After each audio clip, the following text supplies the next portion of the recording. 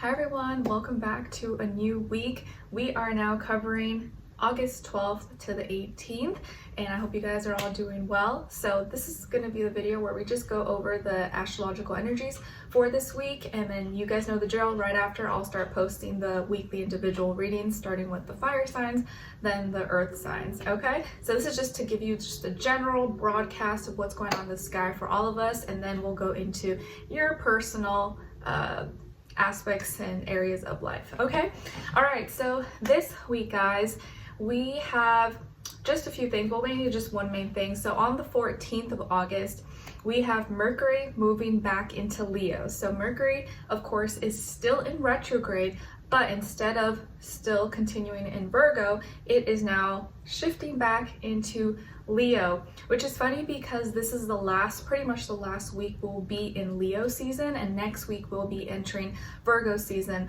on the 22nd, I believe. Yes, the 22nd. So it's funny that this is the last week of Leo season, but now Mercury is going back into Leo. So it's like the Leo energy doesn't want to leave us. It's like, you thought, I'm still here. I'm still here. And on the same day, I believe we have Mars in Gemini conjuncting Jupiter in Gemini. So this week, I kind of feel like it's a week where it's going to be hard for people to keep their thoughts and their emotions to themselves. Like if you were already thinking about something or agitated or annoyed, this will probably be the week where you're like, you know what, F it, I'm just gonna speak my mind. I'm gonna say I'm gonna say how I really feel, because you'll just kind of have that like little courage or feel like you need to get out of your system instead of keeping it to yourself. So if you have something that you really don't want to put out or express, maybe you just try to think twice this week. So Mercury, but it's in retrograde. So past dramas could be coming up to the surface, or we could be thinking about past, maybe, dramatic situations, conversations, text messages, fights, arguments, and it doesn't have to be negative, okay, because I don't want it to sound negative. It could even be like past passionate conversations, exciting stories that you shared with people or with yourself that you could be thinking about or wanting to talk about again. Okay, it doesn't always have to be negative, but I do feel like past dramatic things could be coming up. You could be even seeing that maybe in the news or in the tabloids. And we'll be a little bit more expressive, especially when it has to do with like past things that maybe we had like a fixated emotion attached to, and we still feel that way. We may want to express it, or it'll definitely be on our thoughts, in our mind. Okay, so a lot more courage and confidence in expressing ourselves, probably, and not even just verbally, but maybe in our, how we, our body language, how we dress, but mainly how we think and how we communicate. And like I said, on the same day, I believe Mars in Gemini is conjuncting Jupiter in Gemini. So it will probably be harder to not act out on our thoughts, and we may have more courage to like just whatever we're thinking, we're gonna go do it because we believe it and it's the facts, and I read about it, I watched this, and this is what happened, so this is what I believe, this is right. And you just may want to act out maybe impulsively, or feel like I have all the information I need, I'm gonna go do this, or I'm gonna speak my mind.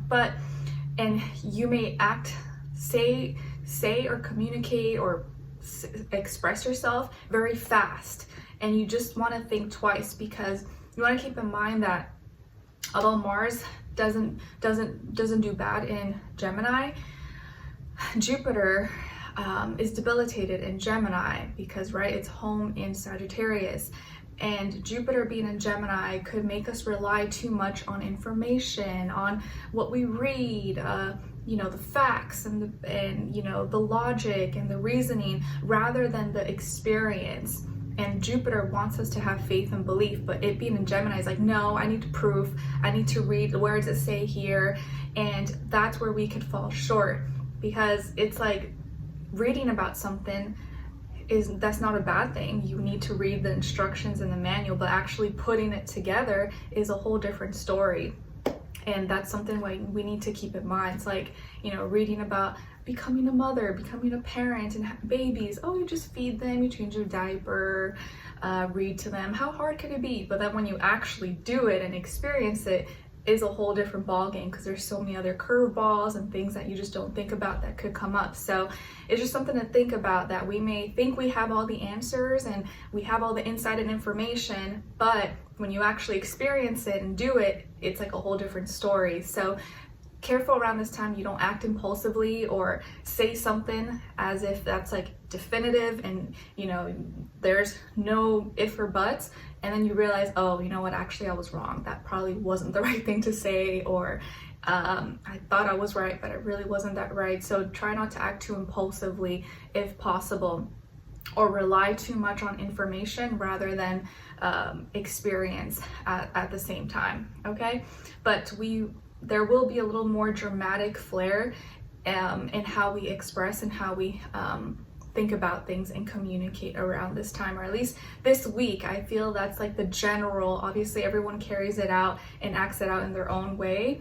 And some may do it more than others, some may not participate, but it's just something to think about. It's just the general vibe, the general energy, where I just feel like people, maybe because they're so emotionally aroused about the past or things in your personal life or in the world or what's going on, you may be more open to like show it and want to express it, but it could either be received well or not. But you just want to be mindful that you know what, looking back, I may be embarrassed or I may not like how I expressed myself. So just something to think about.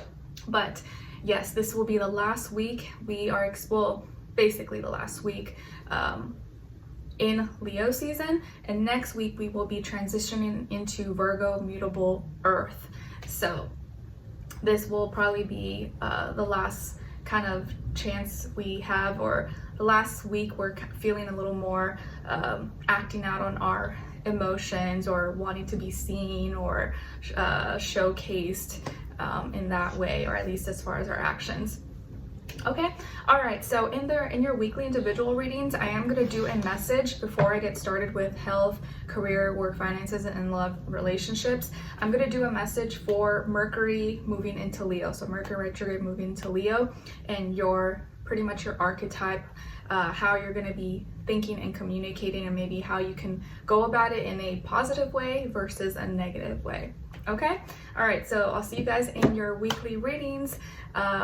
Next will be the fire signs will go first, then the earth signs. All right, so I'll see you guys there, and I'll talk to you soon. Take care.